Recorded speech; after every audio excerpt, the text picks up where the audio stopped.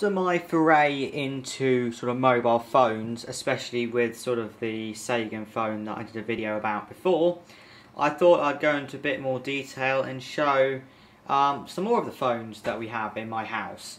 And as you can see, we have quite a few of them. And this obviously is excluding the one my brother has, because there's no way I'm going to get that out of him anytime soon. So if we just start on the furthest right, we have my Motorola Moto G that most of you have seen before. So it's just basically the best value Android phone in my opinion. Quad core, really powerful, really nice, just uses my day-to-day phone. Then there's the Samsung Galaxy Ace, which I used to use.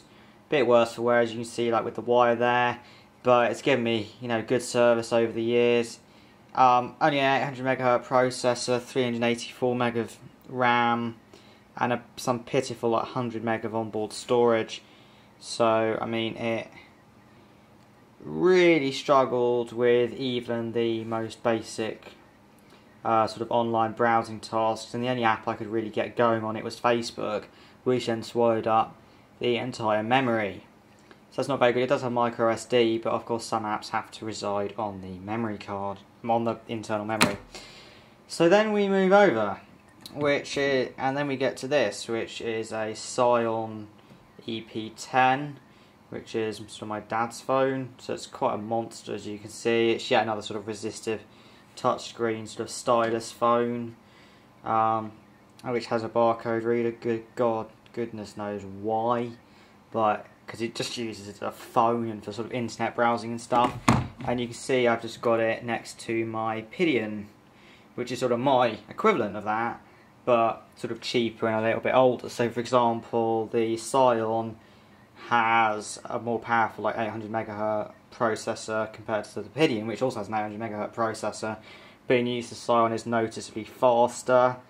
Pretty sure the Scion's got twice as much RAM and also more internal storage. That's all good. Camera's better. It supports, I think, 9 megabit per second HSDPA, whereas the good old Pidion only supports a rather more slow 3 meg HSDPA. But both of them have got insanely large batteries in them, the barcode reader, and loads of other add-ons. So then we get to this more cheapy phone, which is like an orange or a ZTE Rio or something. Certainly if you take the back cover off, it's got a ZTE branded battery in it, but it's certainly an orange locked phone in this case. And this, again, was a fairly, I think about 50 quid at the time, but wouldn't be worth that now. It's got a resistive touchscreen, which at this price point at this time was pretty good going, but if you look very closely, it's got like just this very basic plastic cover on it, which unfortunately has cracked in quite a few places, and it just generally feels absolutely awful. Not very responsive, the thing doesn't glide very smoothly over it, although it is reasonably responsive, certainly at browsing the basic user interface. Has sort of this Opera browser thing. And yeah, but I mean, it's only got GPRS connectivity. I know it's only got 2G, so GPRS and Edge, so it's hardly a speed demon. Web browsing, 2 megapixel camera, goodness knows what CPU and what RAM. So basically mainly just useful as a phone, which I guess is kind of what it was intended for. And with just a touchscreen seemingly as a gimmick feature. And then we get to this, which is a sort of nice, sort of past generation Nokia phones with its nice 1.3 megapixel camera and a user interface which is not pointlessly over complex. So you can see it's got the date and everything on there.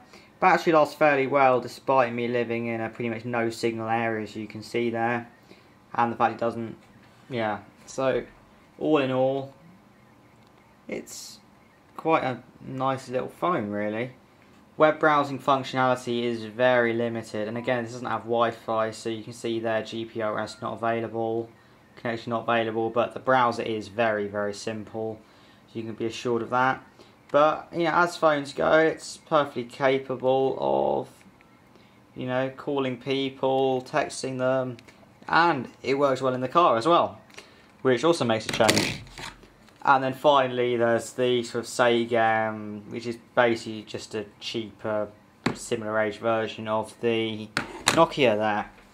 So all in all, we've got quite a variety of phones which vary quite a lot in terms of specifications. I mean, in terms of power, processing power, they probably look probably roughly like that. So we start with the Sagem there, then the Nokia, then the Rio, other Samsung, Pidion, Scion, and then my Motorola. But I mean, power-wise, the Motorola's probably certainly a good few times more powerful than the Scion, which is only marginally more powerful than the Pidion. But then of course you get quite a big jump between, say, that and these, because of course that was like a smartphone, these are all smartphones. The Rio is probably a feature phone, you could probably call it, and then the two phones over there are what I think the dictionary would define as dumb phones, even though they're not necessarily that dumb at all.